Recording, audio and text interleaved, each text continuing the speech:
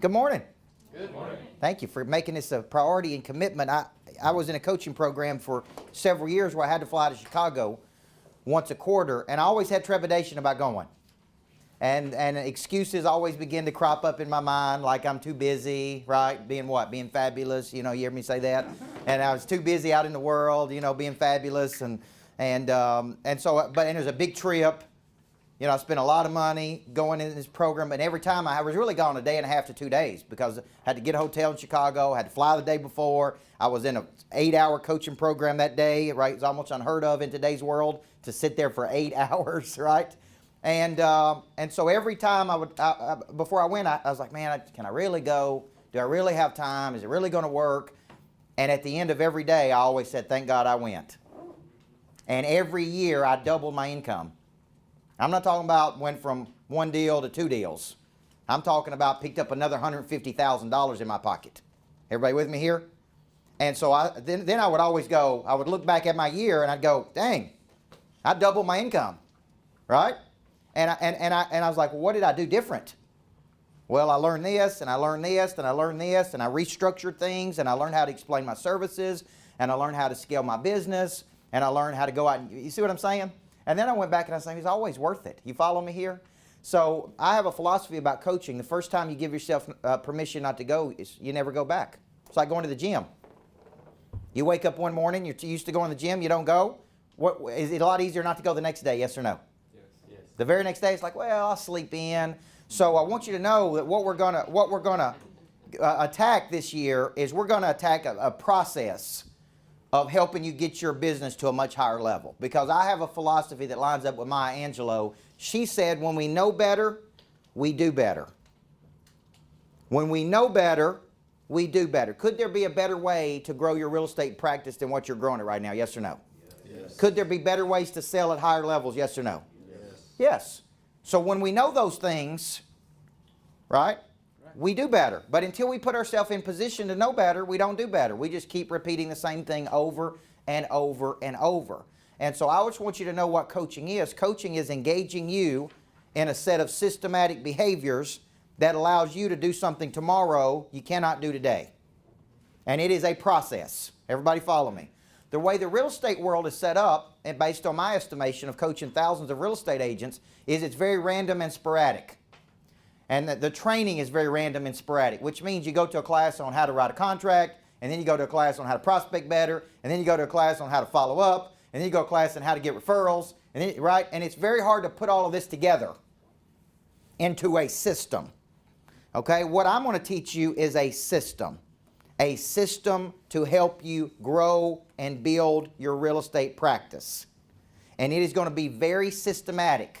You with me? The people that do what I'm going to teach you to do and share with you this year are going to grow their practices. I've had agents that were doing 35 deals a year for 5 years that are now doing 100 deals. Okay? I've had people that were stuck at a plateau that were doing 16 deals a year, come in and go to work on this system we taught, and next thing you know, they're doing 36 deals, 40 deals, 50 deals. You follow me? But it's a vested partnership between you and I. Okay, it's not just I call it edutainment. You're not coming here to get edutained by Coach Burt. Okay, and that means a little bit of education, a whole lot of fun, right? We have got to take this and go do it because you're making an investment of your time, your energy, your money, and you're wanting to get better, right or wrong. That's why you're sitting in the room today. Okay, right. So I'm going to help you do that, but just know that everything we do builds on each other. Okay, it compounds on each other, just like math and subtraction and addition, right? I mean addition and subtraction, then multiplication and division. You got to have some foundational things in place to be successful, right? And so today what we're going to do is we're going to kind of show you the process we're going to be using. And I'm an old basketball coach. If you don't know, everybody knows I was a former women's basketball coach. And we taught what's called the whole part, whole method. It means we would show you the whole thing, then we break it down to parts. And a lot of people learn that way, right? They need to see how the whole thing works, and then we're going to break it down and attack one part of it. How do you drive more leads? How do you follow up to close more deals? How do you pivot and overcome objection? How do you extract referrals from your current customer base?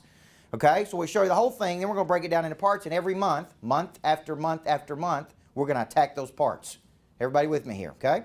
All right, so let's get started. So today's our kickoff. Okay, now here's the deal.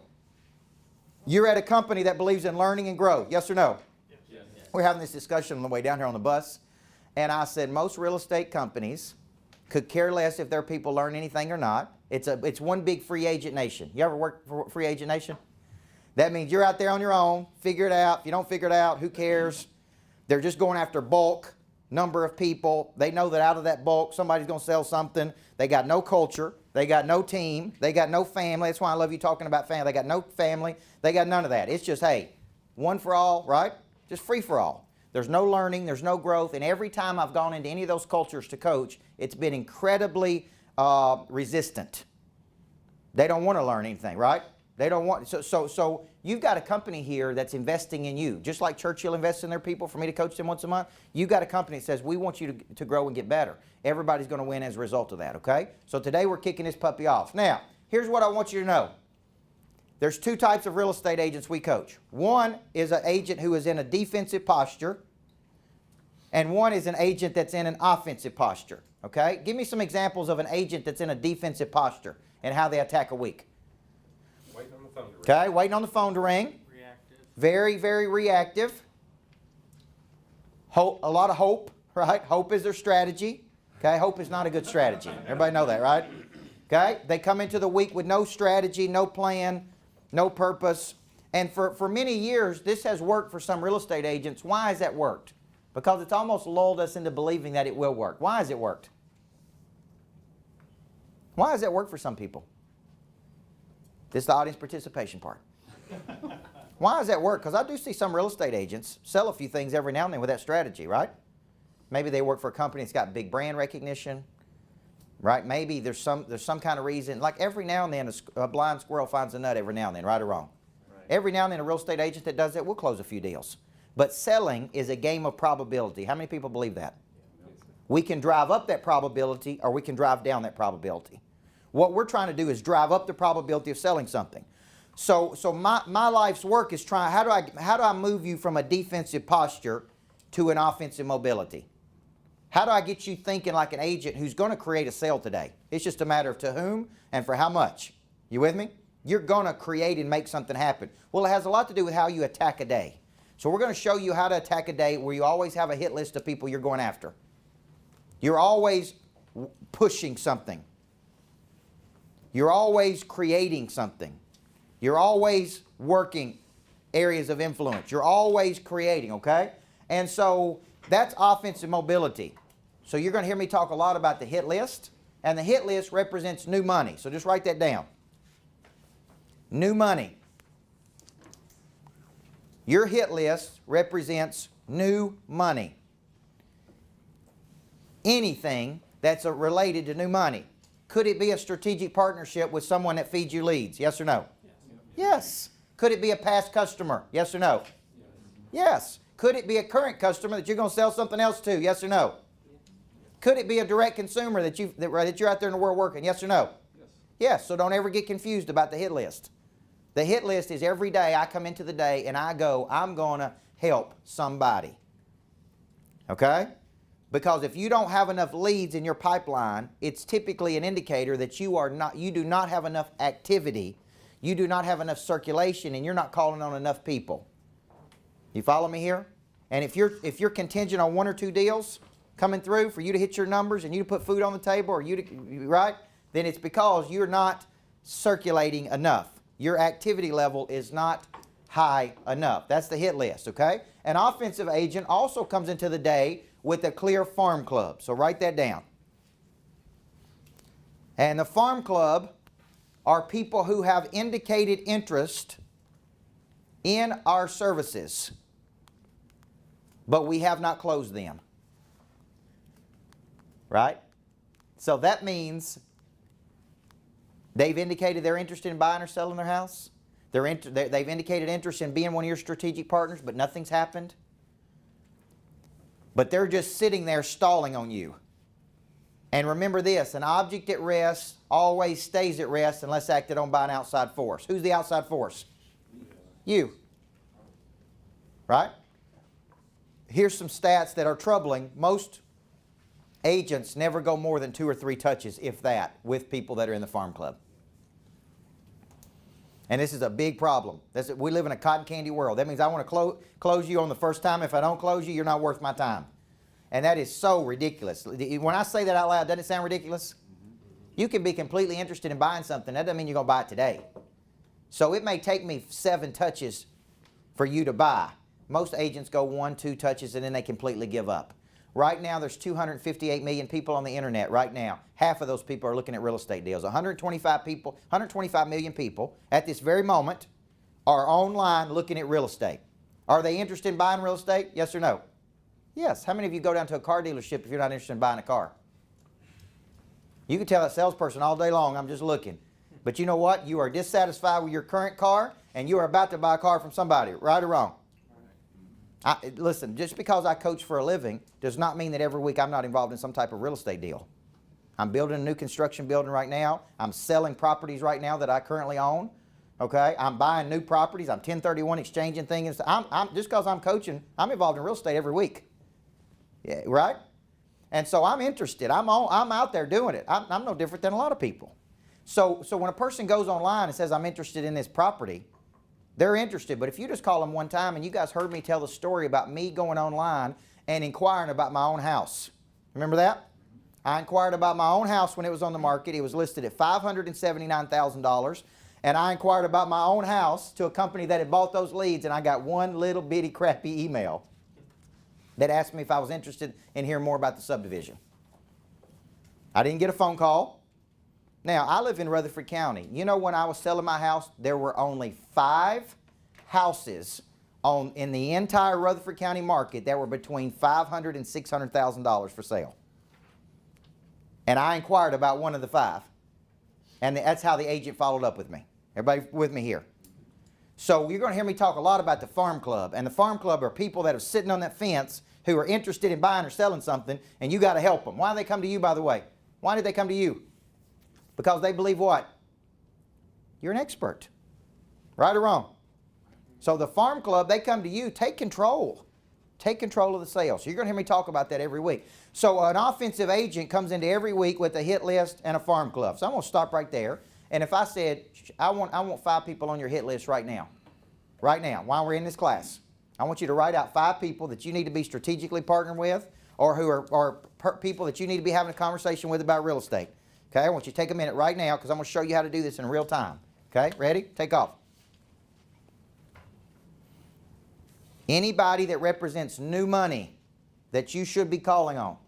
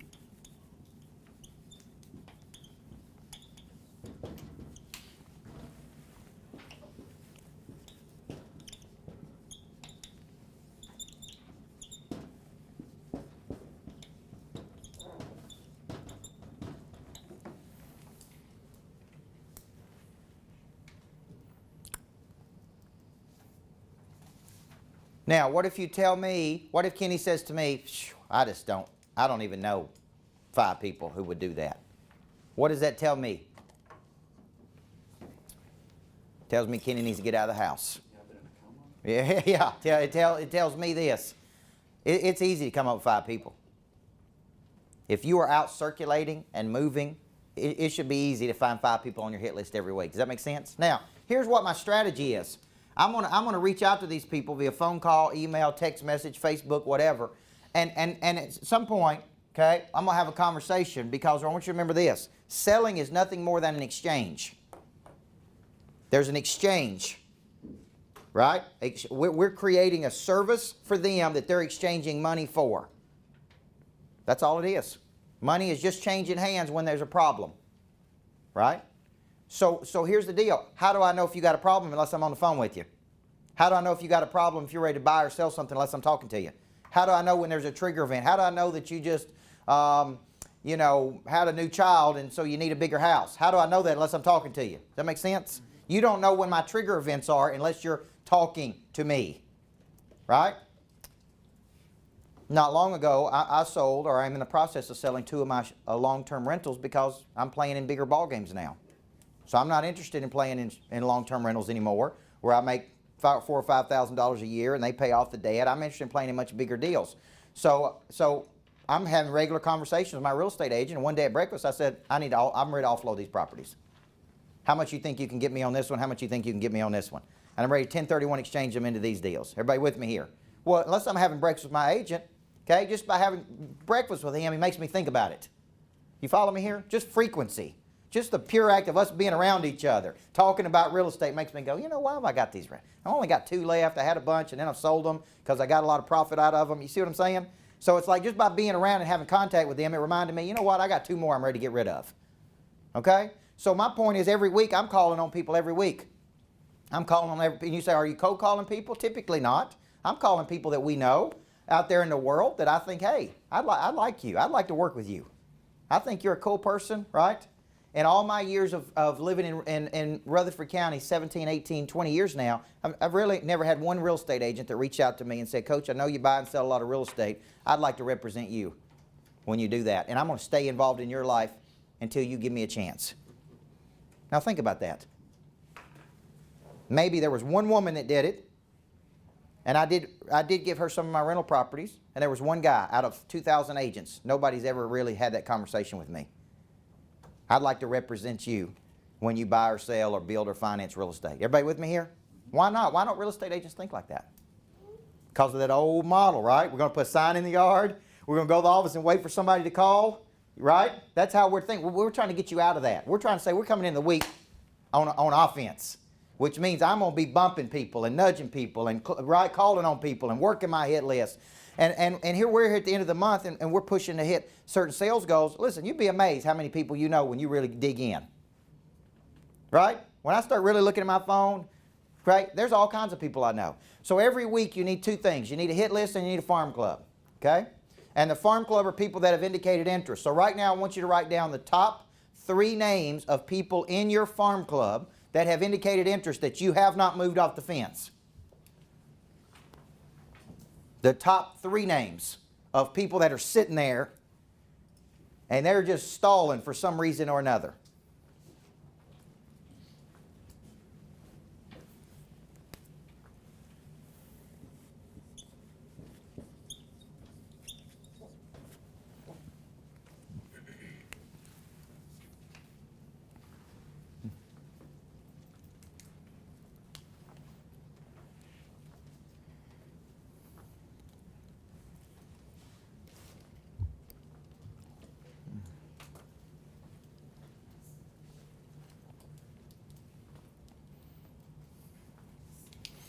Now, I want you to do some estimation because it's going to get your motor burning a little bit.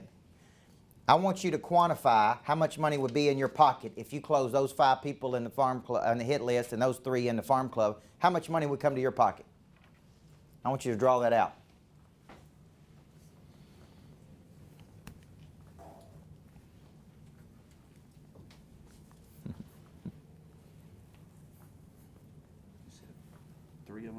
If you got 3 in the farm club that's sitting on the fence and you got 5 on your hit list, if those people were doing business with you at the average sale of your house, right, on the commission rate, how much money would come into your pocket if you just closed them?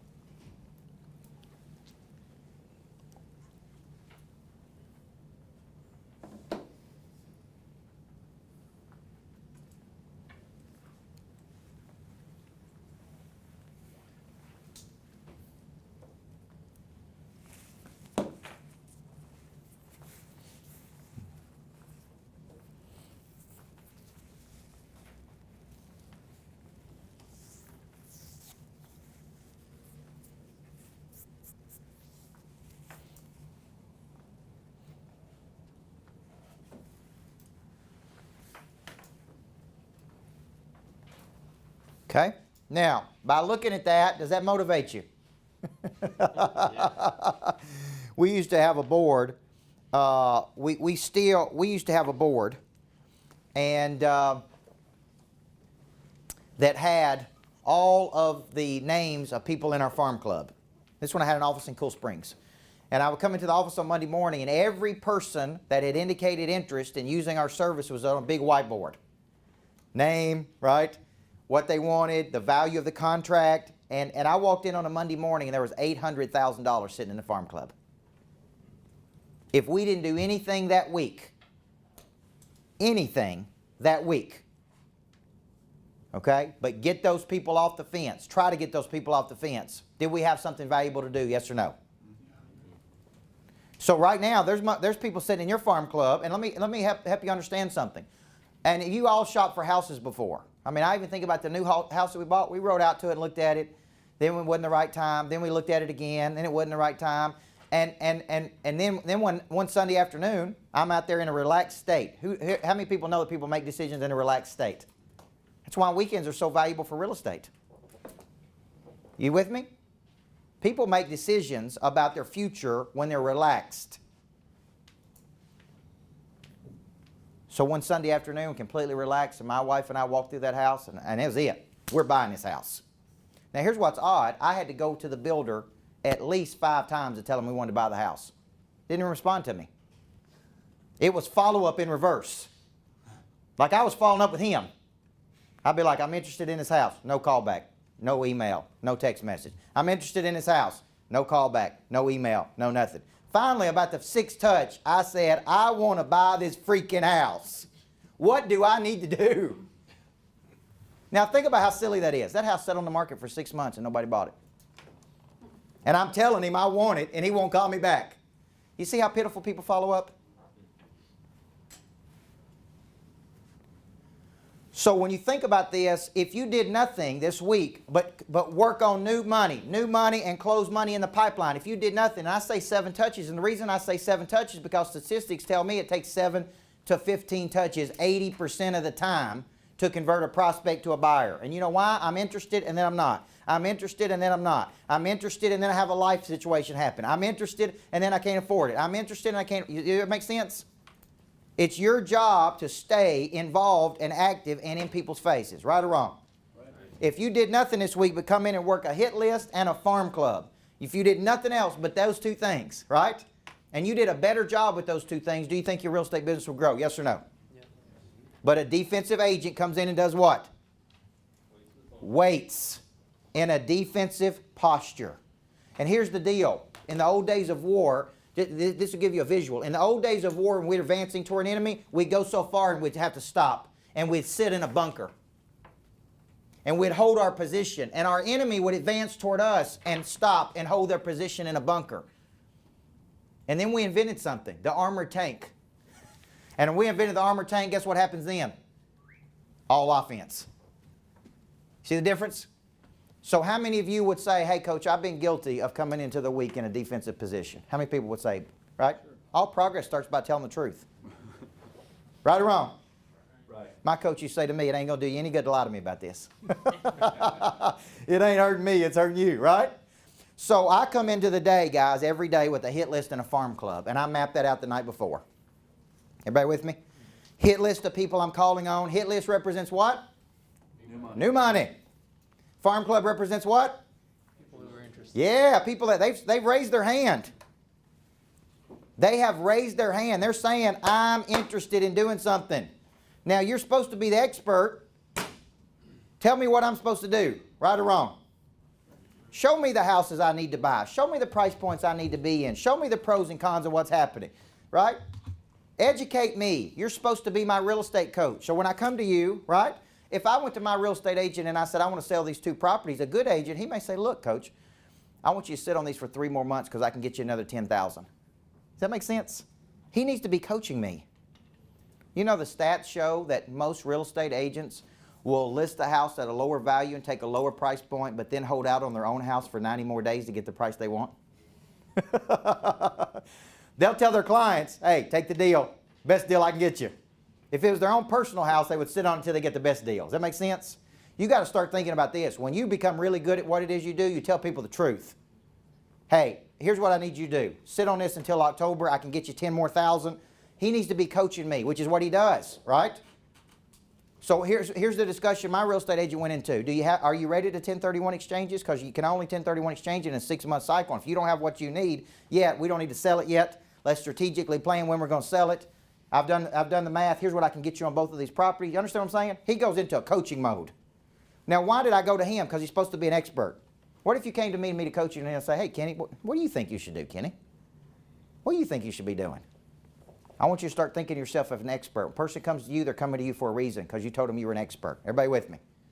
So the first thing I got to get you doing every single week. So Kenny should be able to walk around the office at any time and say, Jim, who's on your hit list? And it shouldn't be up here in your brain somewhere floating around the universe. It should be right here. Here they are. Here's who's on my hit list. Here's what I ask. Why are they on your hit list? Because I think I can help them.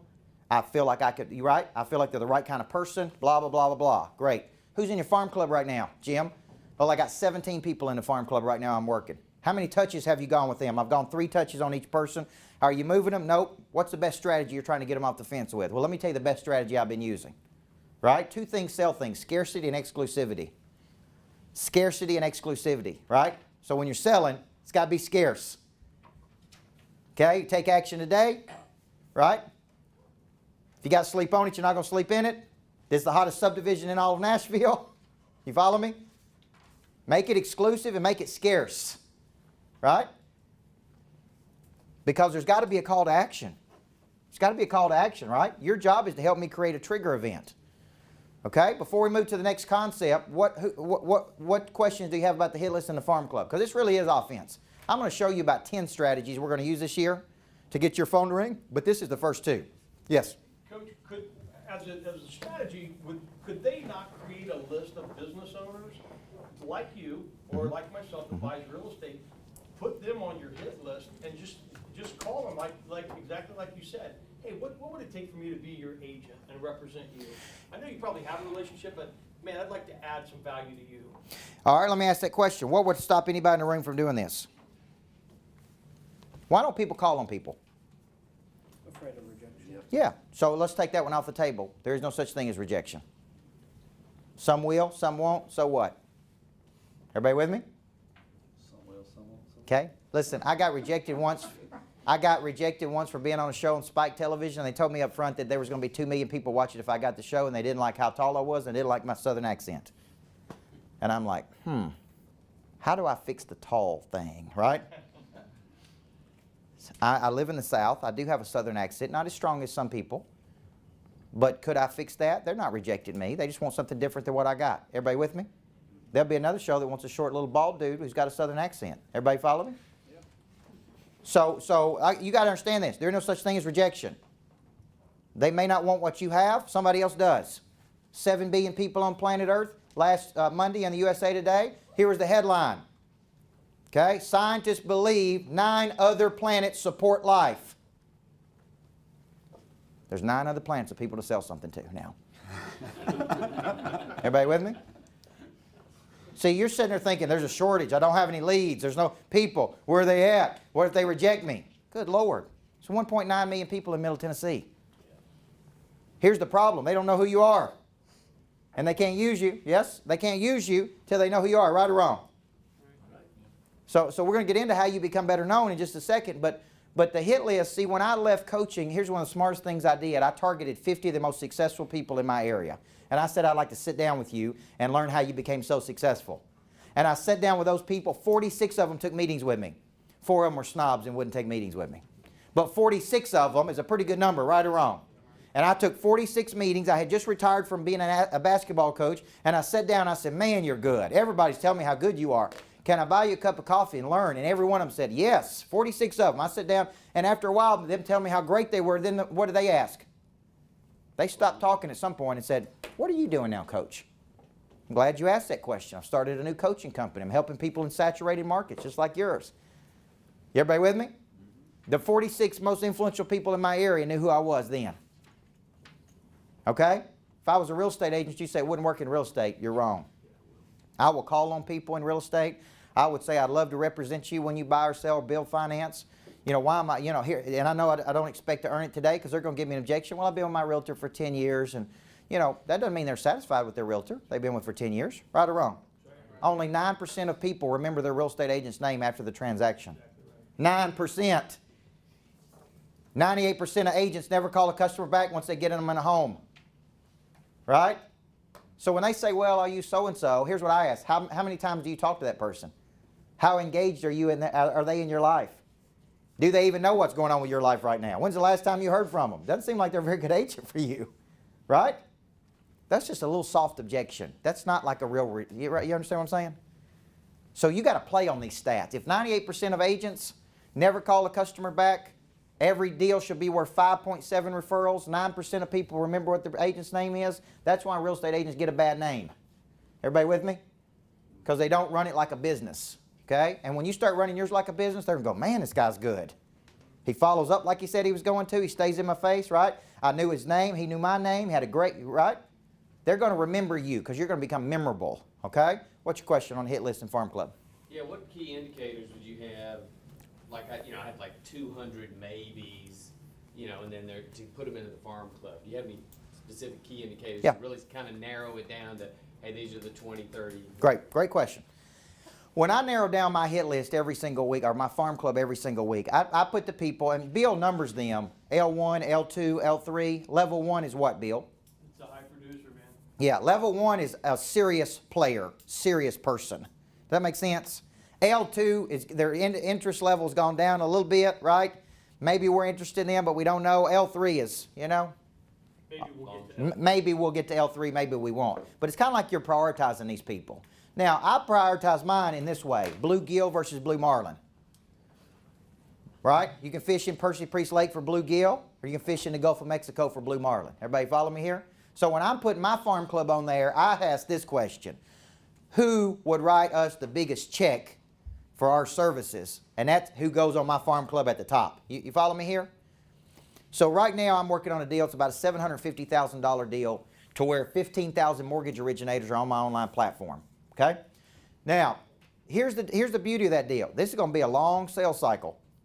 I know it's going to be a long sales cycle. I got to convince them. I got to show them the value. I had to fly to Dallas last week and meet with them for 10 minutes. I got to keep following up. I got to find an angle. I got to get some credibility. This may take me a year and a half to close that deal, right? But they show up in my farm club every day because I'm always asking, how can I speed this up?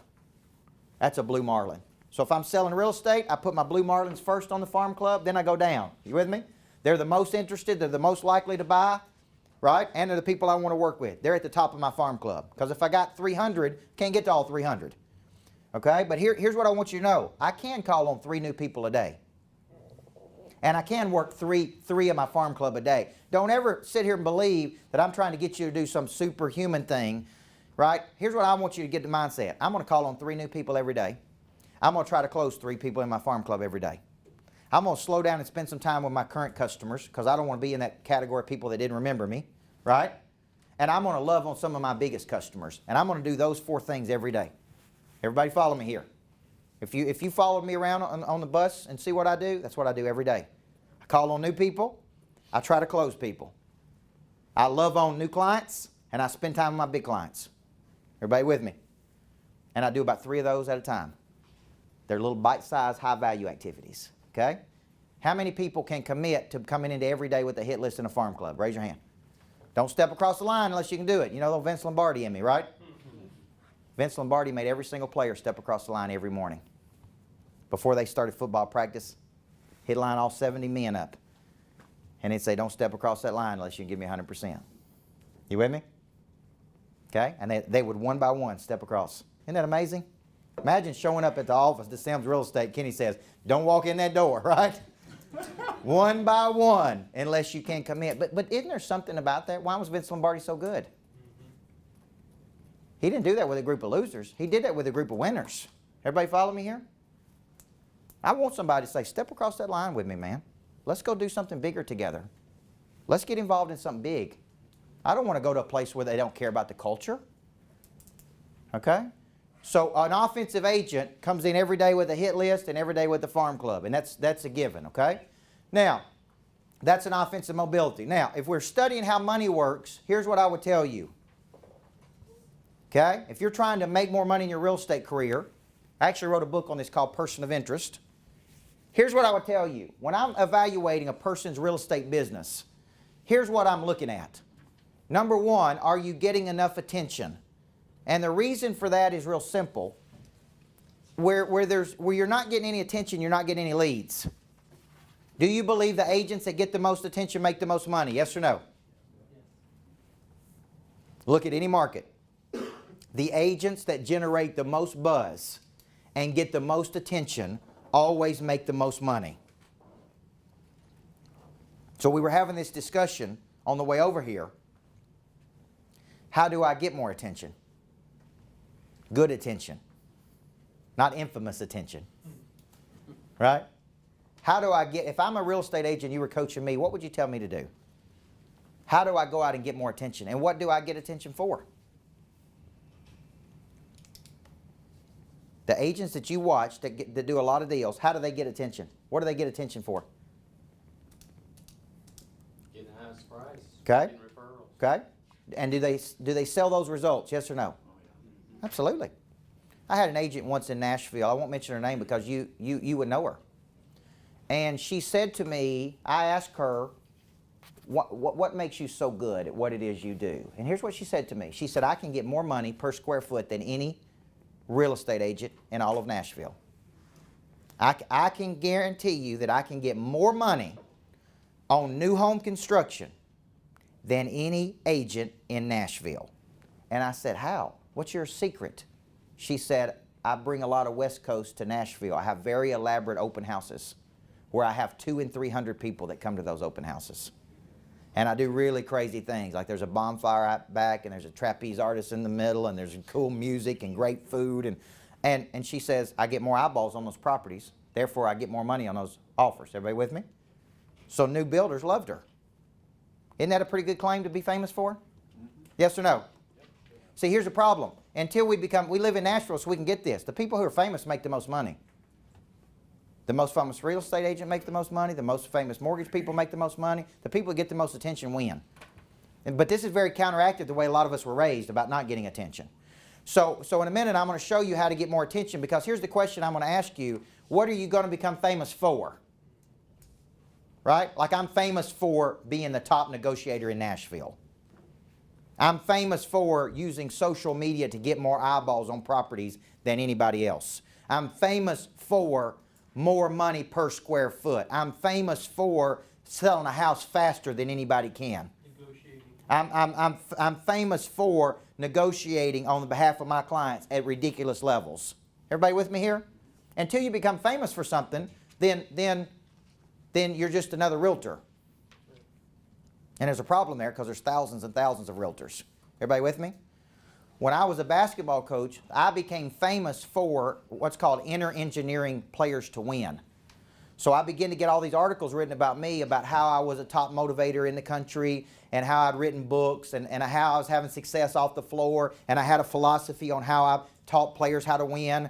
And so what began to happen is other people began to call me, right, and ask me to do it with their teams. Now here's what's funny. My biggest competitor was Shelbyville High School.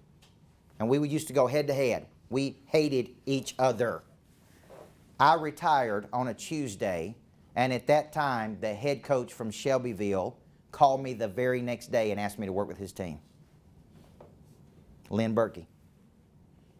We battled, and I retired. He called me the next day and said, will you come spend a week with my team? And I'm like, what? He's like, man, you're really good. We just hated you. Right? Because you were our biggest competitor. He said, but now you could help us. That's when you know you're doing something right. When your biggest competitor says, what are you doing? Everybody follow me here? My coach always said, when other people pay good money to come learn how you're kicking their butt, you're good. Right? You know where I was sitting when I heard that? In one of his workshops I paid $1,500 for. I flew to Chicago to hear how he was kicking my butt and paid him for it. Isn't that interesting? So how many of you right now, see, if I look at your real estate practice, think of a buzz meter. Like nobody knows who you are. Some people know who you are. A lot of people know who you are. Everybody follow me here? So until I get this concept that part of my job as being a realtor is getting out there in the world and circulating, moving, and driving up my visibility and becoming a person of interest and becoming known and becoming famous for something. Until that, I play at very low levels. Everybody with me here? Some people are known for staging houses better than anybody else. Okay? So I'm going to ask you a question in a minute. What are you going to become famous for? And if it's like, I don't know, I'm just a realtor, you got to start thinking, I'm going to become known. Famous just means known, by the way, right or wrong? Right.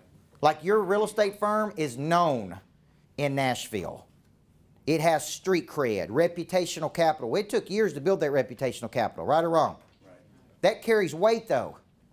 That carries like person of interest status. Oh, you work for them? Oh, you work with them? So you want to protect that. Okay, that brand. So money follows attention, money follows energy. What are you projecting? How many real estate agents do you get around in a day that project low energy? A lot. Now think about this. Your. Do I want you, that you can't say these two sentences in the same sentence. I'm going to help you with the largest transaction of your life, but every time you and I interact, I'm going to have some low energy about it. See those two things?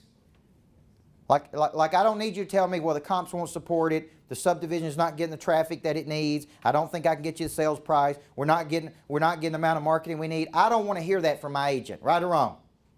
I want to hear, let me show you everything I'm going to do to sell this house.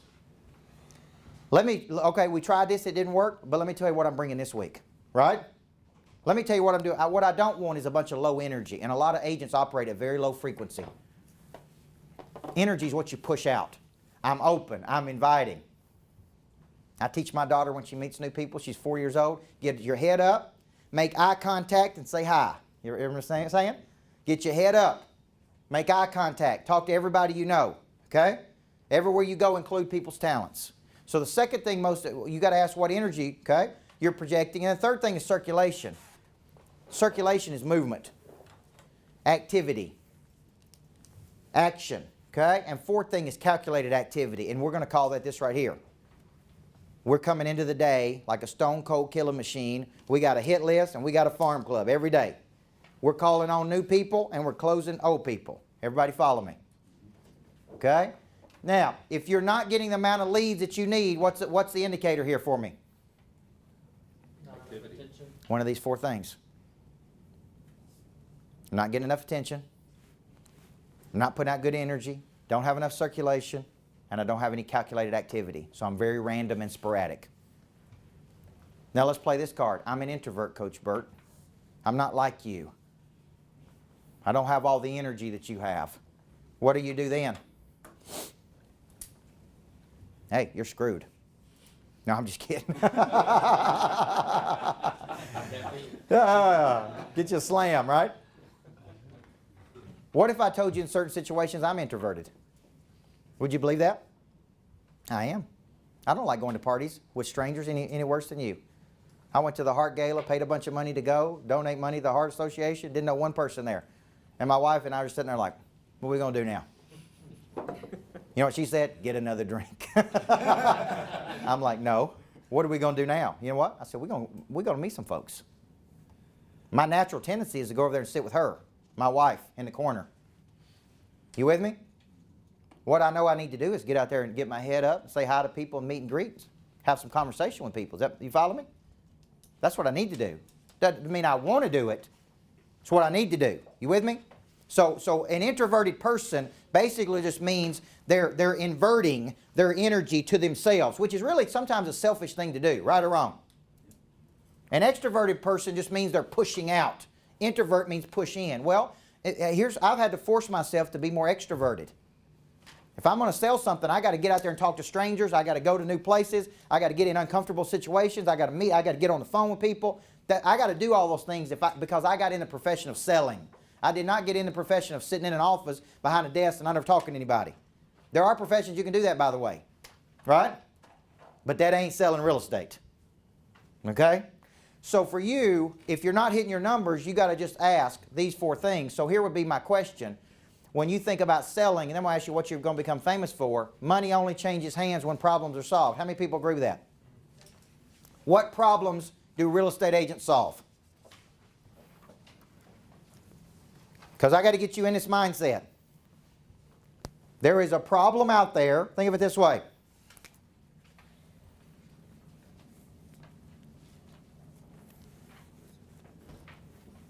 There is a problem out there that somebody will pay you for. You have a unique ability to solve it. This is called the fundamental relationship. There is a problem out there. You have an ability to solve that problem, and they will pay you money to solve it. So what problems do you solve in real estate? Because selling is this. You know how I sell? I go out and find problems. And you know why it's easy? Because there's a lot of problems in the world. Right? So selling really is not as hard as we make it. It's actually, you have a problem. There are people who will pay to have that problem solved. I'm just looking for those people. But if I don't know what my unique ability is, so what problems do real estate agents solve? Divorce. Divorce, all right, yeah. Because when there's a divorce, now I got a problem. Now I got to go buy a new home. Right? Somebody's going to help me solve that problem. So you should have a really good attorney. That's right. Okay. Affiliate. Yeah. So a divorce attorney can feed you referrals. Absolutely. What problem are you solving? That is a problem. What other problems are you solving? You got to get your mind around this, because if you're going to be a great agent, you got to know what problems you solve.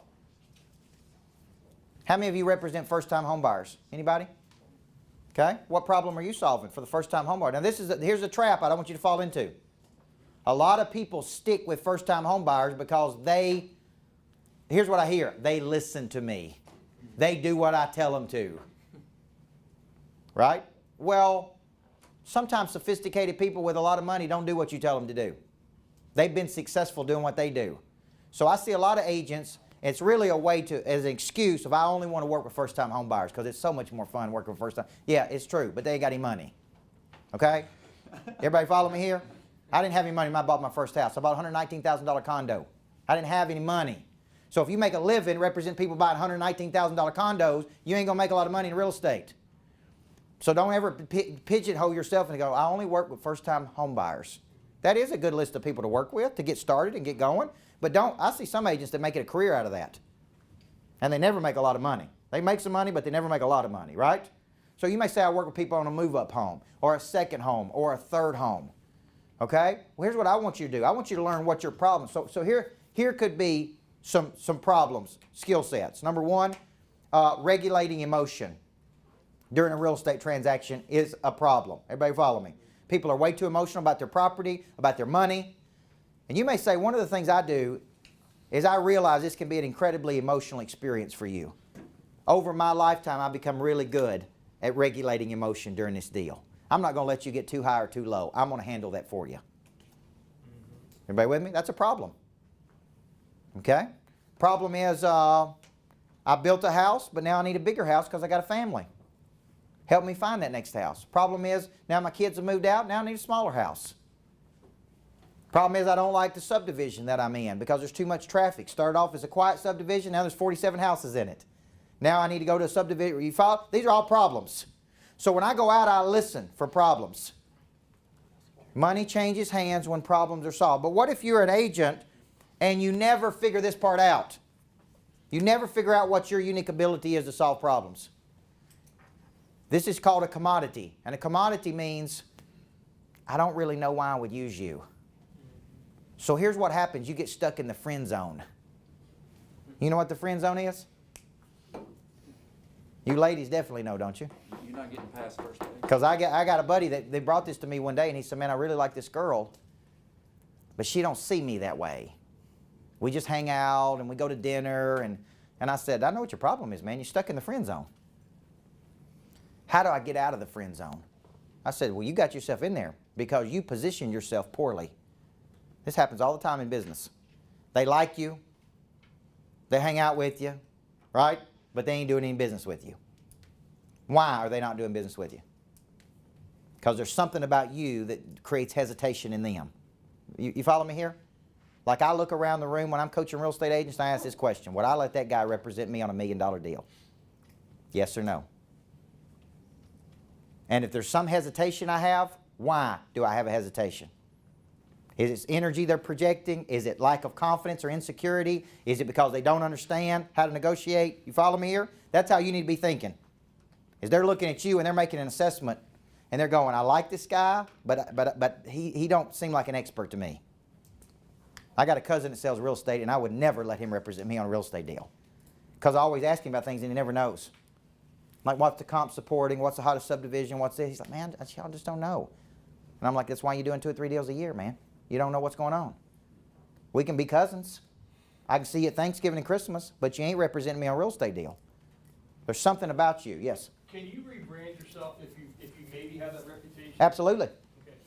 Because you got to understand, some people, when it comes to negotiating, they want a stone cold killing machine. It's like, look, I'm turning this over to you because I need you to go get it done. I need a pit bull, not a poodle. Everybody with me? And I need you to toughen up a little bit because you're projecting to me that you're a poodle and I need a pit bull. You're negotiating on my behalf. You follow me here? So I need to know you will fight for me in this deal. So money changes hands when problems are solved. The bigger the problem, the more money people pay to solve it. Everybody agree with that, yes or no? So listen, what if one of your unique abilities is getting proximity to people who have money? Would that be a good skill set, yes or no? See, I know people that's their number one skill set. They know how to get close to money.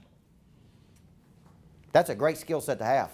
I know how to get proximity to people who have money. They still got problems too. They just spend a lot more money to solve their problems than other people do. Okay? So when I look at the size of your deals and I look at the people you're associating with, I'm like, man, you're hanging around little bluegills. Why are you associating with bluegills every day? Okay? You need to get close to the money. They asked the number one bank robber why he robbed banks. You know what he said? Because that's where the money is. You can wake up and solve small problems, or you can wake up and solve little problems, okay? So we're going to stop right here and ask this question.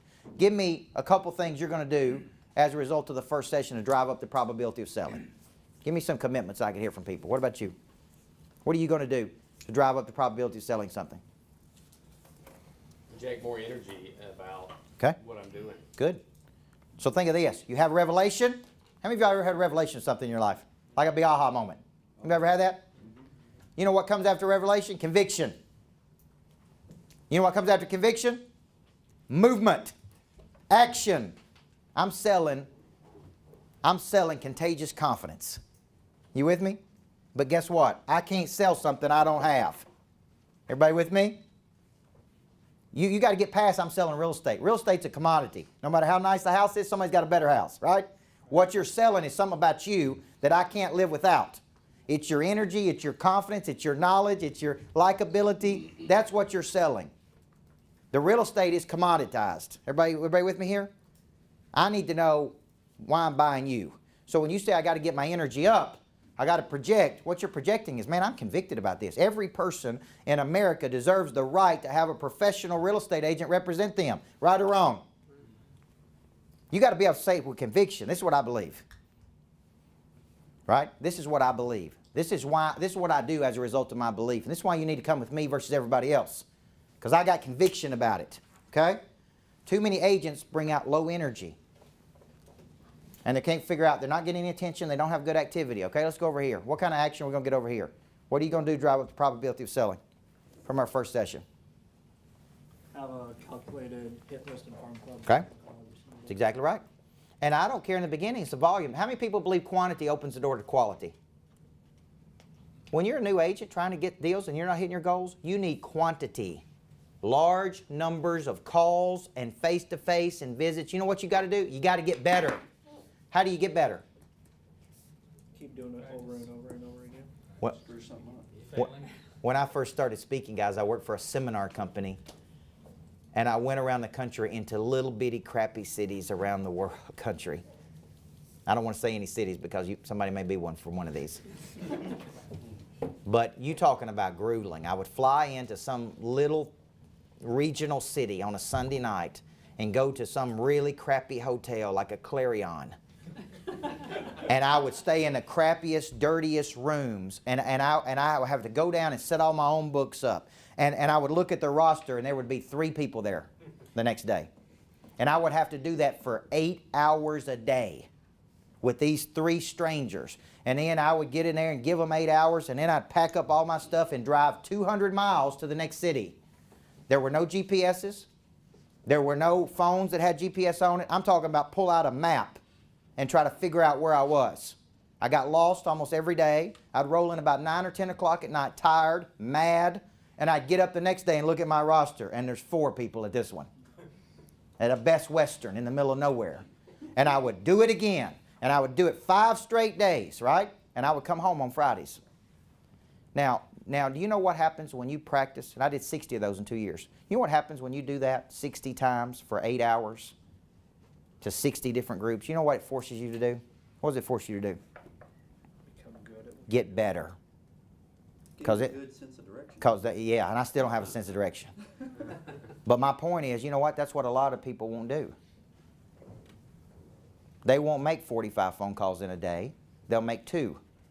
When you make 45, you're going to screw a lot of things up. But you know what? You need to make 45 to figure out what you screwed up, to get better. It's the quantity precedes quality.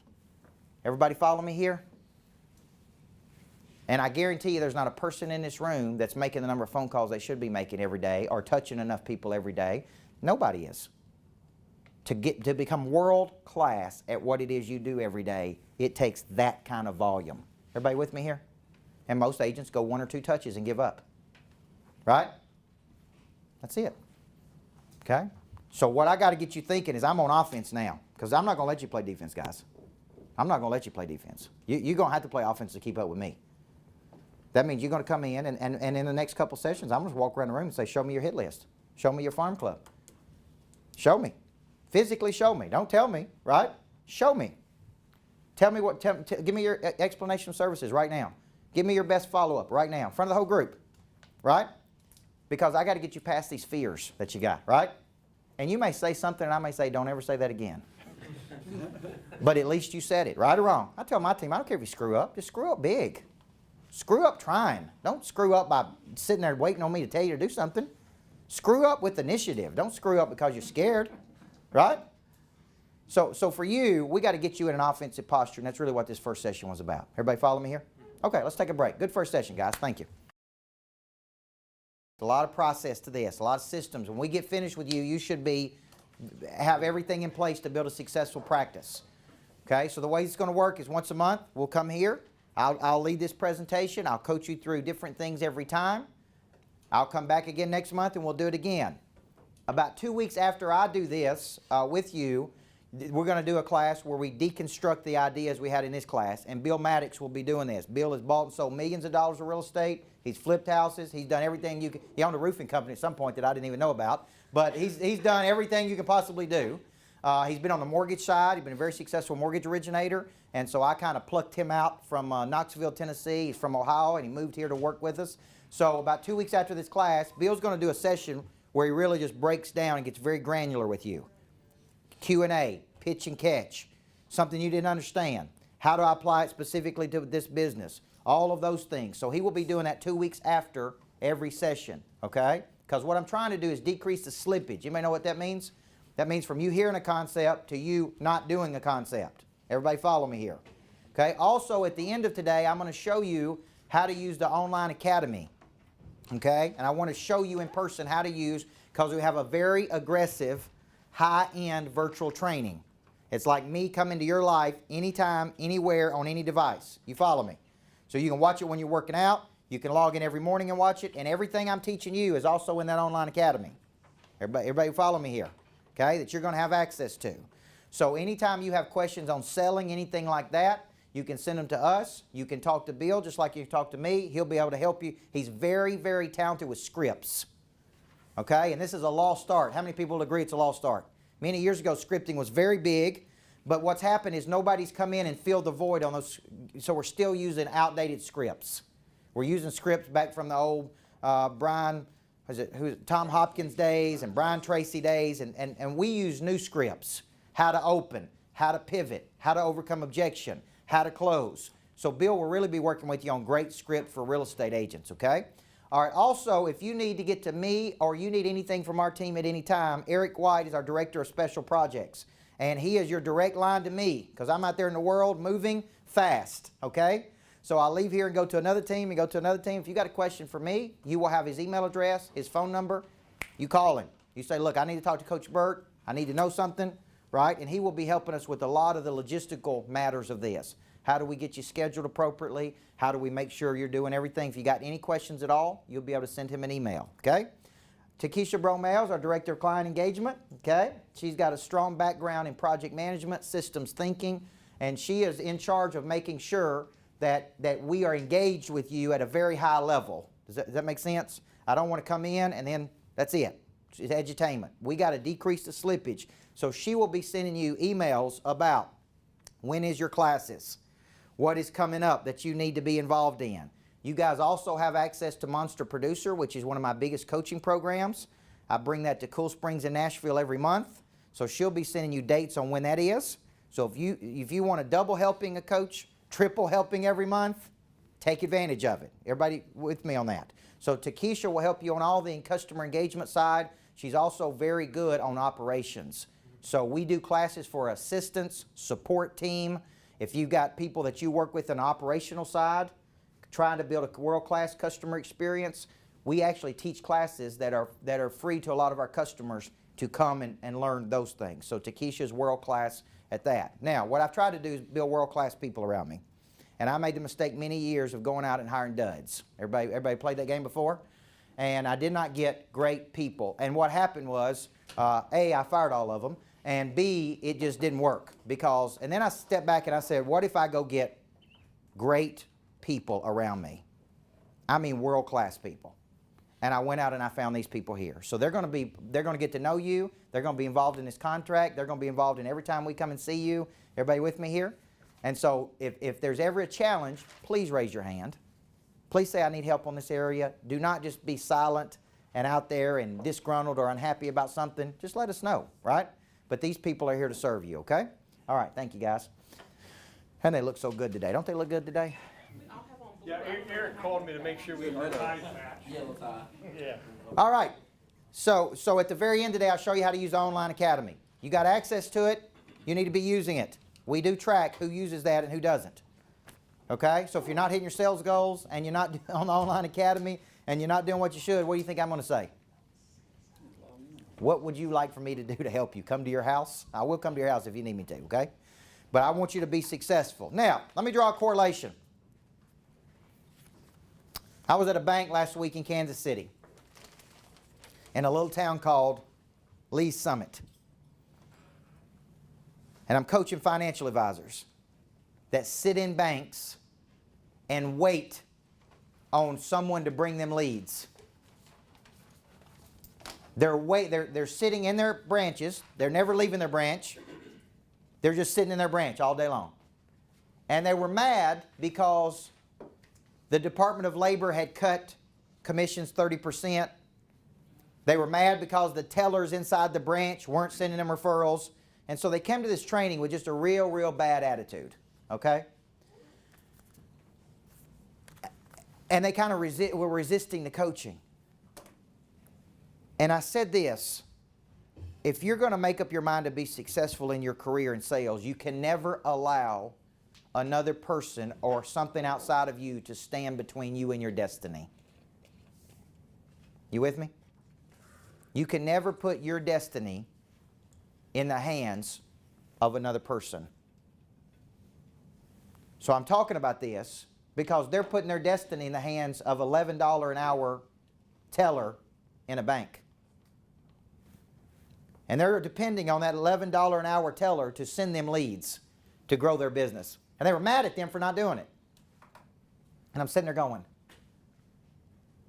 So on the break, the city president came to me, or the president of the whole bank, and he said, Coach, we have a database of 250,000 customers, and we can't get the people in this room to call any of them. Now, does that sound silly, yes or no? Yeah. You've got a database of leads. 250,000 leads. You know what I said? Give me that list, man. I'll hit that list every day. And you know how much money they all have. Yeah. You know exactly how much money they have. So we can sort that, baby. So, and I'm sitting there thinking, this is so silly. They want to grow their business. They got a database of 250,000 people to call on who have already done business with them, and they won't pick up the phone and call them. Well, here's the deal. Every person in this room has a list of people to call on. Right or wrong? Like I looked at how many customers we have. We have about 350 customers. We probably serve 500 people. We work with some companies like Churchill's got 400 employees. We got to look at how much rich, fertile ground we got to call on. These are people who already done business with us. So when we check the numbers at your company, in the first quarter, there were 1,305 leads that went to NashvilleHomes.com. There's 1,305 people that went to that lead source and said, I'm interested. Everybody follow me? They took the time, the energy to go on that website and look for something. Okay? Out of that, those 1,305 leads, there were 5 closed. 5 homes closed in that. Okay? Now, when I'm looking at that, here's what I'm thinking. My question to Kenny and to you would be, if you got 1,305 leads in, how many of those leads were claimed by agents, number one, and how many touches did those agents go on those 1,305 leads? Everybody follow me here. Now, the reason that's critical, because I have made this mistake before. I have made an assumption that a lead was not good. Everybody with me? And every time I've made an assumption on that, I got myself in trouble. What if I told you the largest speaking engagement I've ever signed, I thought was a complete flunk? The guy said he met me in Riviera Maya, Mexico, 4 years ago. Said he had conversation with me. I didn't remember that. Too many margaritas, I guess. But I'm like, I don't know that guy. I don't remember meeting that guy. He's like, the guy sends a picture. He's like, here's me and Coach Burt. Didn't he, Bill? He's like, I met you in Mexico. Okay? I really liked you. We're doing a big event for like 800 people in Orlando. He's from South Africa. And all this stuff is like, man, this just seems so odd. Right? So I kind of dismiss it. He flies from Austin, Texas, and shows up at our office one afternoon. And I'm thinking, man, this is creepy. This is crazy. And I go in and meet with him. They wanted me to go to dinner with them. And I'm like with Bill, do I really have to go? I'm like, and I go to dinner, and this guy's a genius. He is a genius. I mean, he is smart. He is articulate. He has created something huge. And he wanted me to speak at his event to these 700 people. And my point there is, when you get these kind of leads, every time I've always assumed that, like here's the problem. A lot of people assume some of these leads may not be good leads, right or wrong? Right.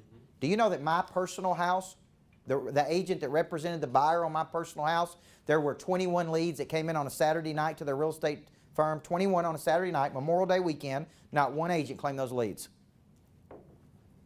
Agency of 15 agents. Not one agent's claimed any of them. So there's 21 leads that come in on a Saturday night, Memorial Day weekend. The next day, one agent says, I'm going to start calling these people back. So she calls them back on Sunday. A person on there saw my house on Facebook, said, I got to go see this house. Can I set it up on Memorial Day?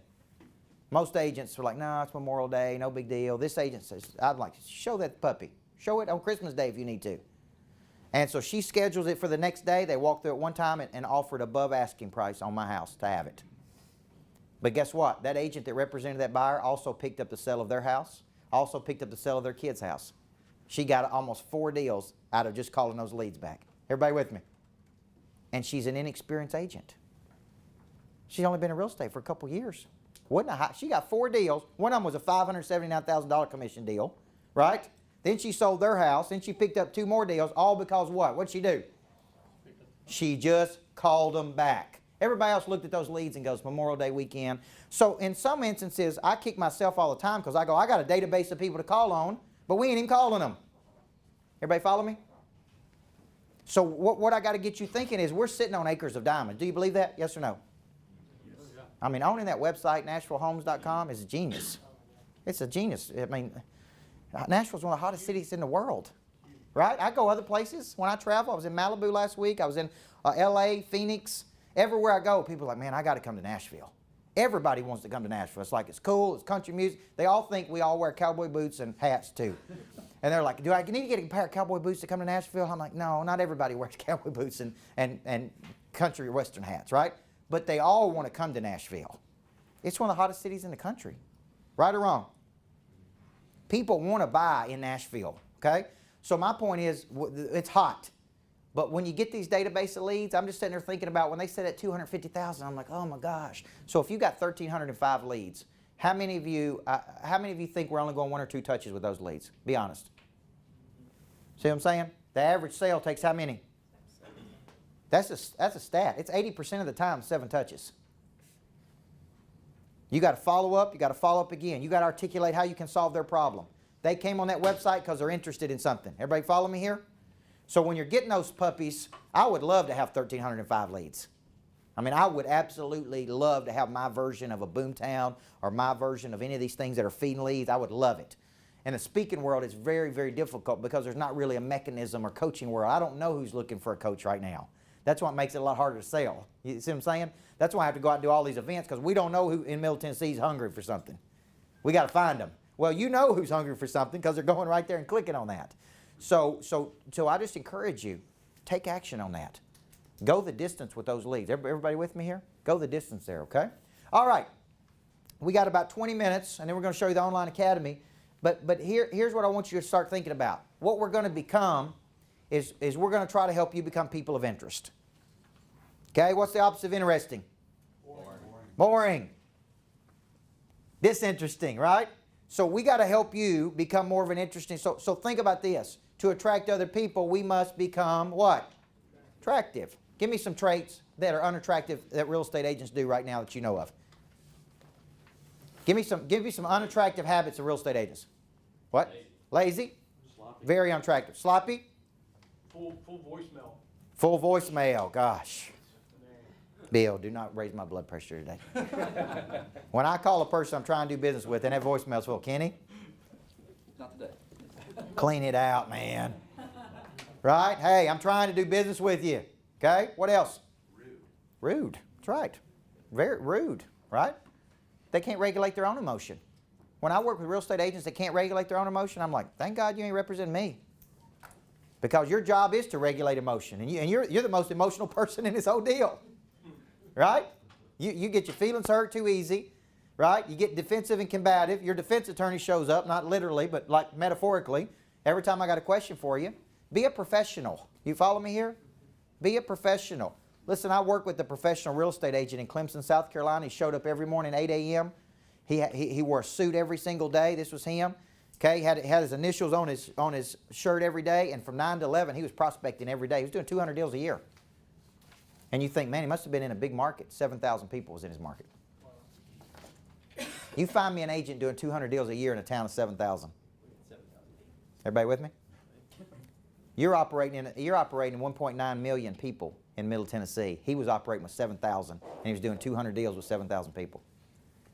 That's called dominating. But you know what I noticed about that man? He showed up every single day, Monday through Friday, and he was in his office. At 9 to 11, he was on that phone. He said, I prospect in the morning. I solve the world's problems in the afternoon. And you couldn't get through to him from 9 to 11. I'd call him. I was his coach. He's like, Coach, I can't talk during prospecting time. You can call me in the afternoon. You can call me before I start, but you don't call me from 9 to 11. Who are you on the phone with? Current customers, past customers, future customers, leads, strategic partners, right? And when I was working with him, he really took to the hit list, and he was going out to every company and working with the HR departments because they were relocating people. So what he did is he'd call on HR departments, and he'd go out and meet the head of HR. He'd explain how he was an expert because they had Schneider Electric there, so they're constantly relocating people in. And he would make his case about why he was the real estate expert.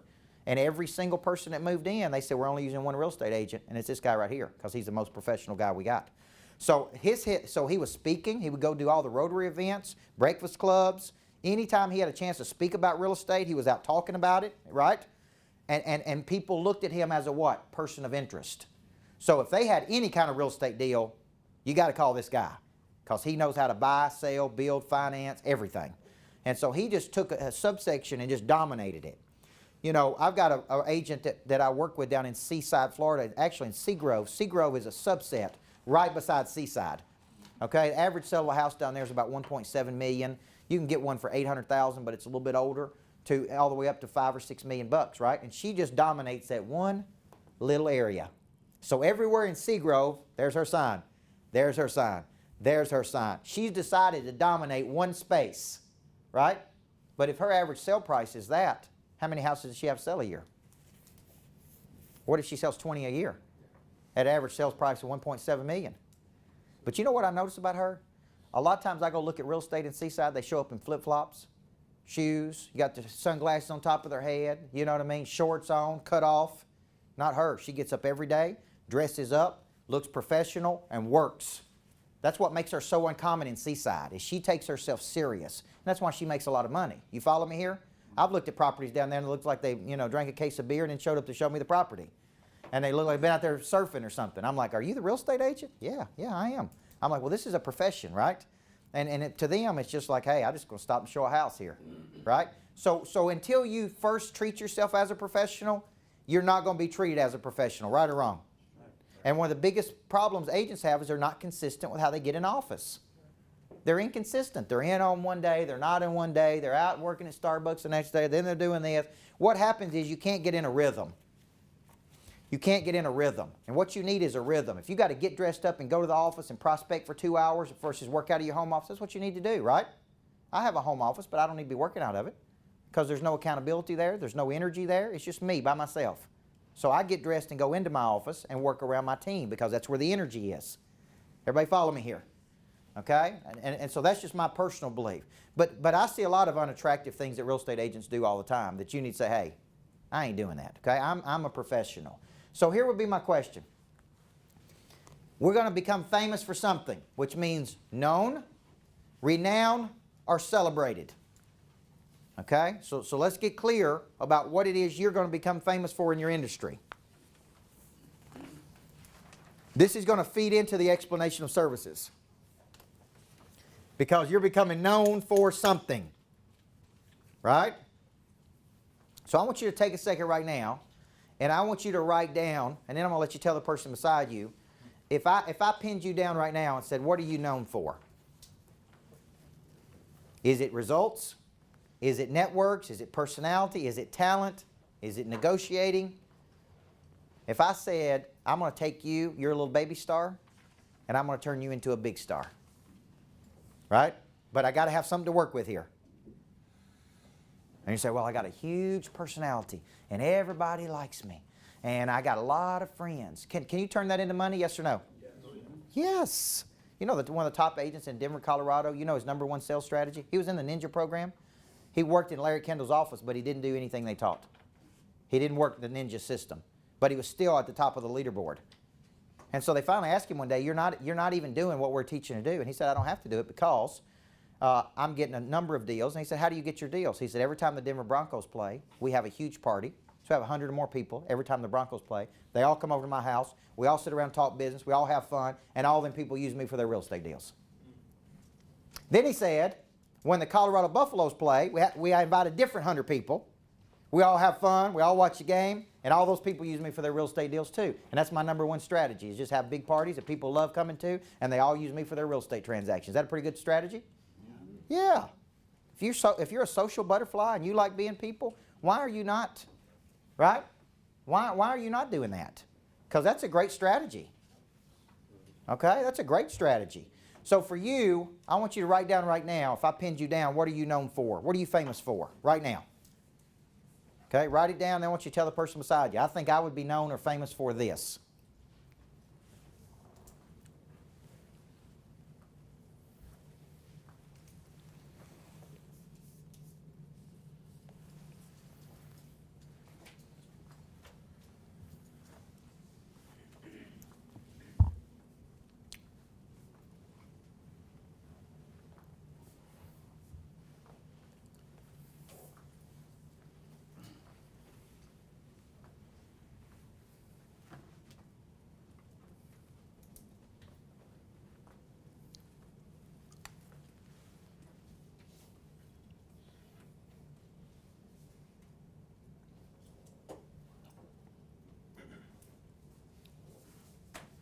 Okay.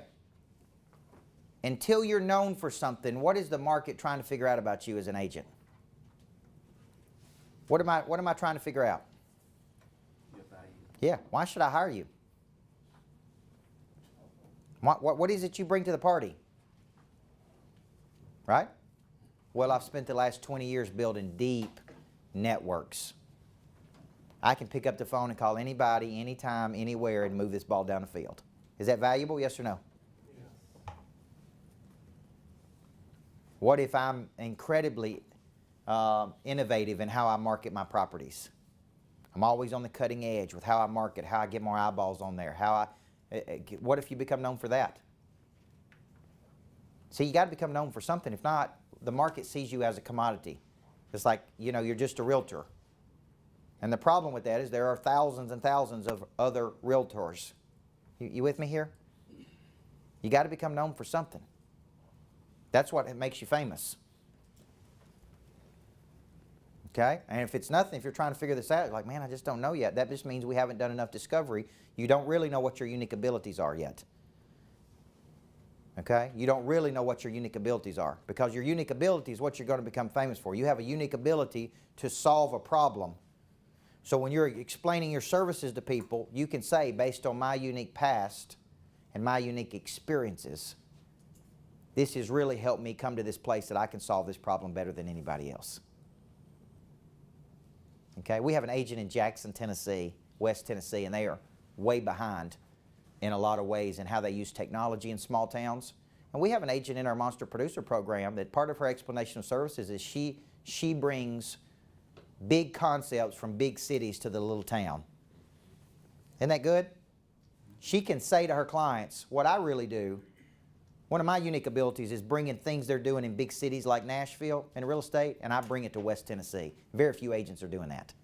Well, what does that mean? How I market, how I do this, how I do this. And she can say that to a potential customer, right? Or what if I bring West Coast to Nashville or East Coast to Nashville? You do realize that sometimes in Nashville we're a little behind here. Do you figure that out when you travel the world? Is they're doing things in other parts of the country we're not doing. That's the value of going to those places and then bringing those ideas back here and going, hey, they're doing something in Miami that we need to be doing in Nashville, right? Well, do you know some of the top designers that you know, they just didn't travel to other countries and visit those other countries. They actually lived in those other countries for a long time. They brought those concepts back to our country. The guy who invented Red Bull, it was a syrup over in what? Where was it? Japan? China, somewhere? And it was a syrup they used for a little bit of energy. And he said, I can take that, commercialize it, bring it to the United States, make it taste a little bit better, right? And sell it. And he did. Because Red Bull gives you what? Wings. Gives you wings. Mix it with orange vodka, give you a lot of wings, okay? So my point is, that's old school stuff, isn't it? So my point is here, how many people are struggling with this one? I'm known for something. Because you are your own little brand, aren't you? Right or wrong? You know, every study in the world says a person sums another person up in 1/10 of a second. Prolonged exposure to that person doesn't change how they feel about the first initial reaction with a person. That really sucks, doesn't it? Because somebody can have a bad first impression of you, and no matter how many times you're around them, sometimes you can't change it. So when you meet and greet people, when you articulate on the phone, when you share what it is you do, and we're going to show you how to explain your services better, because most of you are selling to strangers and you're selling over the phone. And you got to be able to really say something that pops, where it draws them in and they're interested. So here's how I know if you're a person of interest yet. Here's what you should be measuring every 30 days. Here's your measurement tools. This really tells us what our person of interest score is.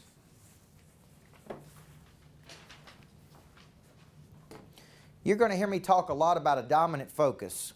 And I would just stop right here and ask every person in the room, does every person in the room have the number of deals that they wanted to do this year? Yes or no? And if not, you need that number. Could be number of transactions. Could be volume number. We call that your what, Jim? Your dominant focus. So if you tell me I want to do let's just say 36 deals because it's easy to calculate. How many deals do I need to do every 30 days? 3. How many do I need to do per quarter? 12. 12 deals per quarter. I need to do 3 deals per month every 30 days. What do I need to do today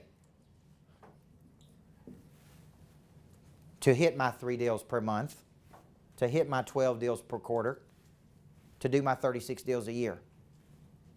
Every 10 days, I gotta capture one. Okay, there you go. Everybody with me? What we do today, we call high value activity. And that is specific money generating activity.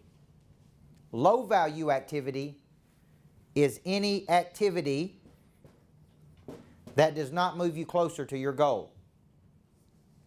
What could that be? Goofing off, playing around on Facebook, not calling leads back, wasting time, 2-hour lunches, sleeping in. What's more important when you're running a business than getting new customers or servicing the ones you already got? You tell me what's more important than those two things. Now, here's what I hear about real estate. I'm so busy. I'm so busy. I'm so busy. I'm like, show me how many deals you're doing. Okay? You're not busy.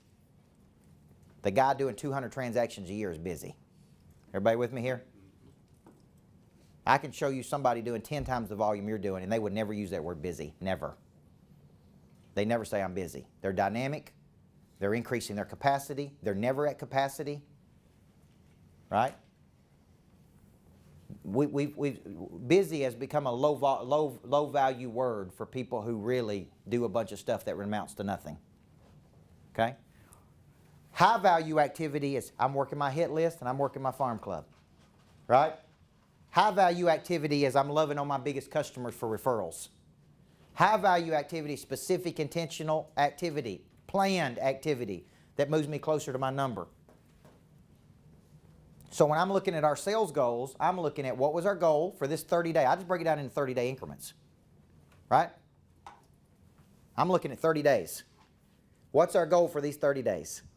Where are we in relationship to that goal? Okay? Then I start asking this question. And I literally want to know, you should know, if it's 3 deals, you should know where you are in relationship to that number. And I'm focused on what you sell, not what you collect. So if you sell something in the month of June, but you're not closing on it to the month of September, you sold it in June. Does that make sense? I'm focused on what you sell. If you sell it, you're going to collect on it. I want to know when you sold it. Well, I sold it on the 30th day of June. I got a commitment on the 30th day of June. I got a contract. You see what I'm saying? That money will come in. But I'm focused on what you sell, not necessarily what you collect. Everybody with me here? Because I can control that. Now, so at the end of 30 days, end of June, you should be asking yourself these questions. This is this week. What was our goal? What's our actual? The next question is, how many leads do we get? How many leads do we need to get to hit our number? And how many do we actually get? Actual versus goal. Okay, how much incoming demand is coming in for us? This really tells me if you're a person of interest or not, because if you're a real person of interest, what should be happening? People are chasing you. You're not chasing them. People are coming to you going, hey, I heard you were really good. So-and-so told me to call you. There is demand for you if you're a real person of interest. If you're constantly chasing people, having to call, follow up, beg, plead to get attention, your person of interest score is not high enough yet, right? It can get higher, but it's not high enough yet. It's okay. Okay? Then I always ask this question. How many strategies are we using right now to get our phone to ring? Most agents are only using 1 or 2 strategies, maybe 3. Doing a little bit of networking, a little bit of referral, a little bit of social media. They're kind of dipping their toe in a few things. Well, we got 2 new strategies today, don't we? Every day we're going to be working a hit list, and every day we're going to be working a farm club. Right? We'll get into social media, database, showcase events, how to work a top 25, how to follow up 7 great touches. We'll get into all of that so you'll have so much arsenal. I just got to unpack it one thing at a time. So how many people think they're using too few strategies right now? All of us, right? If you're not getting enough of these, it's a direct correlation to right here. Right? Buzz meters, how much people are talking about you, how many people are chasing you. This is a person of interest score. So what if I get to the end of the month, I did not hit my goal, my actual versus my goal, I'm off. I did not get enough leads. I have no incoming demand for me and my services. I'm not using enough strategies. What's my person of interest score telling me? Did you say broke? Yeah, you're broke. What did I say earlier? You're screwed. Okay? Here's what I'd say. You GLY, you ain't got no alibi. You ugly right now. Your business is ugly. And that's okay, because my business has been ugly at times. If I don't hit my sales goals, this is the indicator we didn't do enough to attract the market. Everybody with me? Something we're doing is not working. Because if the inputs are proper, our selling system is worked properly, and we're doing it with the right people, the outputs should work. Everybody with me here? But today, haven't we all found parts where our inputs are not correct? Yes or no? So what we're finding is that the inputs are not correct, therefore the outputs do not work properly. Okay? And that's really what you need to be measuring every 30 days. Now, let's say you didn't hit your goals. How many people are on track to hit their goals for themselves in June?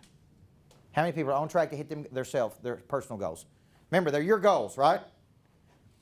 What if you come back out in July and you do the exact same thing you did in June?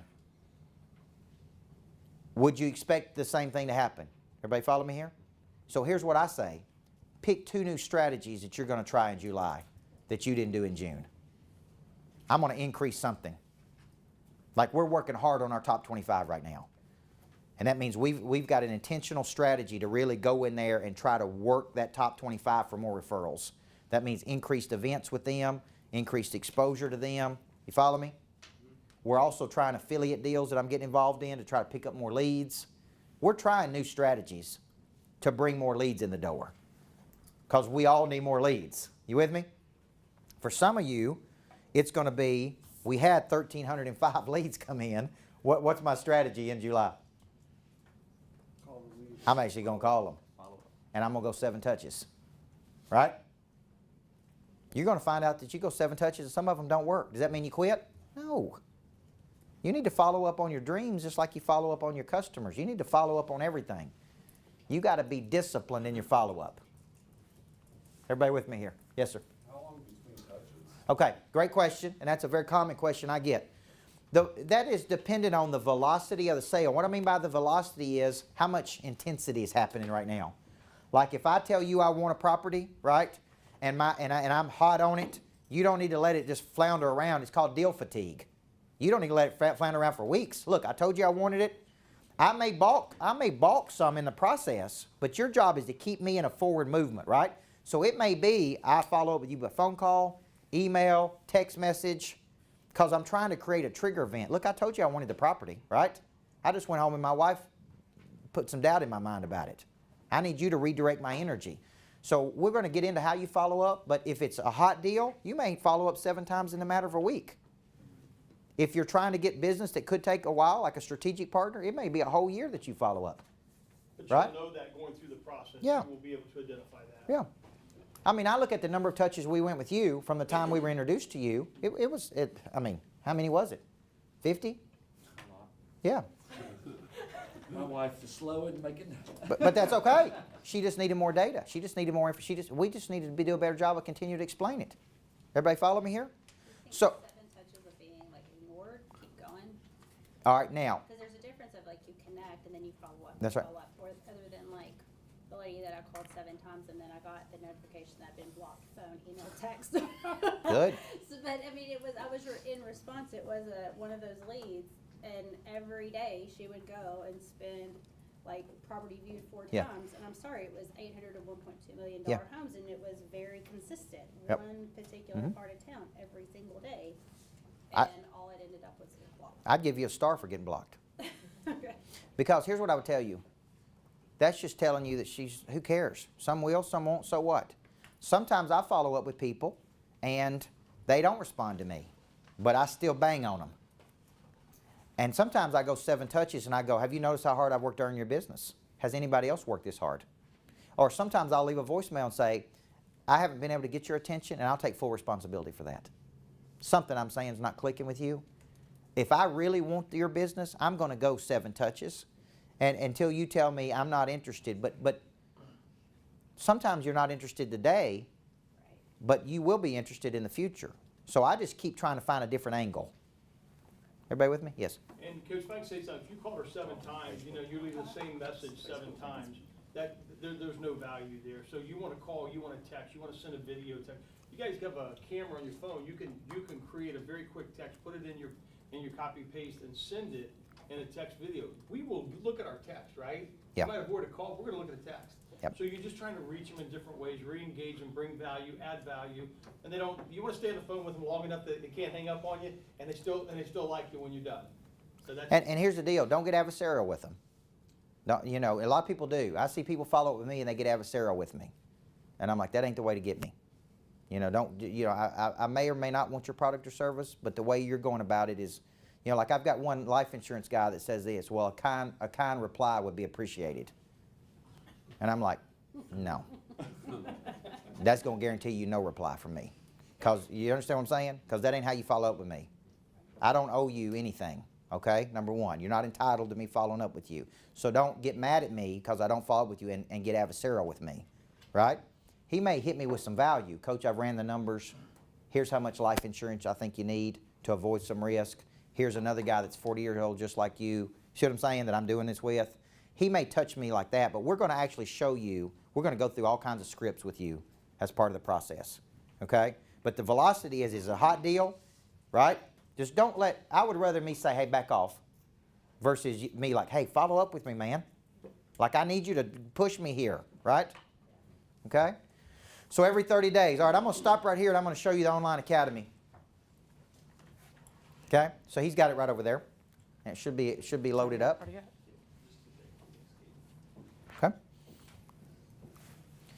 All right. Now, when you think about this, what I'm showing you is this is our online academy that you have access to. It is very, very high end. What I mean by that is I use the same company that Tony Robbins uses, Zig Ziglar used, Damon John uses, Grant Cardone uses. We all use the same vendor or the same partner called Lightspeed. And what this is very high-end virtual training. And the reason this is good is this takes you into a training center. So we're going to leave this with Kenny, and this is everyone's username and password. Everybody follow me? And it's real simple. Everybody's got the same password to start off. Then it'll prompt you to create your own password. Your username is just your email address, right? So Kenny's got a list of all the people here that are in the program, and basically when you log into this, Takesha will make sure you've got all of the email, how to get in, how to log in as far as what the login is. But when you get in there, let me show you this. So we're going to go into the training center, hit select. Okay? We're going to go into the training center and it's going to open up in a whole bunch of stuff. Do not get overwhelmed by this. Okay? These are doors that you can go into. Okay? So let's go into, I've got everything from motivation. So let's say you're a new real estate agent. Go under new hires for me, please. When you click on new hires, this is where all my new agents need to be. It's got things like talent supply, which is like me doing short coaching sessions for new agents. 90-day sales manager, which is a little kick in the butt for me. Does that make sense? It's 2 or 3 minutes where I just, bam, wake up, let's go. Here's a couple tips on selling today. Okay? So let's go into 90-day sales manager. So just pretend I'm so all of these are little clips. So hit explanation of service right here, Takesha. Okay, it's going to pop up. Bam. It's got a little music. Okay. These are like short clips where I'm giving you quick hits of things we're talking about. Everybody follow me. And they're modules, all right? Let's go back. Just hit the back button for me. Okay. Now, so all my new agents, go back one more time for me. And it tracks this. Shows you 21% of progress. I've done 4 out of 19 in here. Kenny will have access to this as a super user to know who's using it, who's not using it, how much they're using it, how many times they're logging in. Okay? So all of my new people need to be here, okay? Let's go under sales professionals. Okay? So look at all the content that we have here. Do not get into Monster Producer yet. Until we get you up and really get you going, don't touch that one, because that's a little bit more aggressive. I've got you to a basic level, okay? But where you are going to need is, look at this. This is what we're getting ready to move into in our next session, how you explain your services. So click on that one, Takesha. So when you pull up explanation of services, there's your course. And I break down how to explain your services. Everybody follow me here. And they're not long videos. They're typically 5 to 7 minutes at most. You hit that, you watch it, then you go to the next one, resume training, all right? So from this session, to get you ready for the next session, there's 2 things I want you watching, okay? All right, so let's go back one, Takesha. I want you watching explanation of services. That's going to kind of prime the pump for our next session. Okay? And the second one I want you watching, going down just a little bit for me, I want you to go ahead and start getting into person of interest. That's going to correspond with what we talked about today. So you got explanation of service and person of interest. And what I'm trying to do is get you thinking, I'm going to become a person of interest. Okay? And here's how I become a person of interest. Here's how I raise my status, become more famous. So these are the sessions of person of interest. Like I said, typically 5 to 7 minutes long. You can go through one complete module in 20 minutes. This is here for one reason, for you to go back and review and really start your week off correctly. Okay? I was going to say also, there's a place for you to add notes to do my That's right. favorites and things like Yep. that. So When you're watching a session, under yours, it'll say a place over here for notes, and it'll pop up a little note section there for you to take notes in there, and it'll hold those notes for the next time you're in there. Okay? It's not hard to use, whether you're a technology person or not. It's literally log in. Once you log in, you go to the training center, pop up, and it's there. Everybody follow me? Yes? There haven't been an app yet? There is an app. Thank you for asking that question. And the app is real simple. It's called VT to Go. VT to Go. Okay? Once you get into VT to Go, it'll ask you to log in. Once you log in, every one of the courses you see on there are also in your app. So if you're working out, you can watch it. Okay? VT to Go. It'll just ask you for your login and username, and it's everything that you would see in there is also in here. And I check with those guys constantly. Is all the content in there? Yes, it is. We update that content monthly. So it's never static. VT, little to go is the app. Okay? And it's Lightspeed. Lightspeed, powered by Lightspeed. And I'm constantly in studio updating it. So I'll go into the studio and cut more content, create more stuff, so it's never static. And trust me, you could start watching it today and watch it 10 hours a day, you still wouldn't get to all the stuff that's in there, okay? Because there is a lot of stuff in there. Don't get overwhelmed by it. Just go back and watch these key things. And every time I do this session, I'll prompt you to watch something new. Okay? All right. Has this been valuable for you today? Did we get off to a good start? Yes. Everybody's going to have a hit list. Everybody's going to have a farm club, right or wrong? We're going to start the process of becoming famous for something. Everybody with me? We got 1,305 leads to call. If you need help, okay, send them to me. I'll call them if I get a little bit of commission. Fair enough? But we can go to work on that. You got an online platform to get us kicked off. Bill's going to be working with you in a couple weeks to deconstruct. Takesha will get you all the dates for Monster Producer if you want to come to that class as well. And you can just get fed as much as you want to get fed. It will not be a lack of coaching. Everybody with me here? Is you'll get so much coaching, it will never be that we don't give you enough coaching. Okay? It'll only be whether you engage with it and do what you need to do from it. Okay?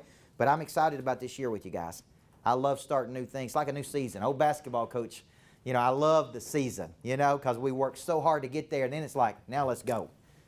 We got a time period, we got a championship, and we got to go win it, right? So we're going to have a lot of fun this year. So thank you for believing in me enough to be your coach, and let's get this party started. Fair enough? All right, thank you very much. Have a great day, guys.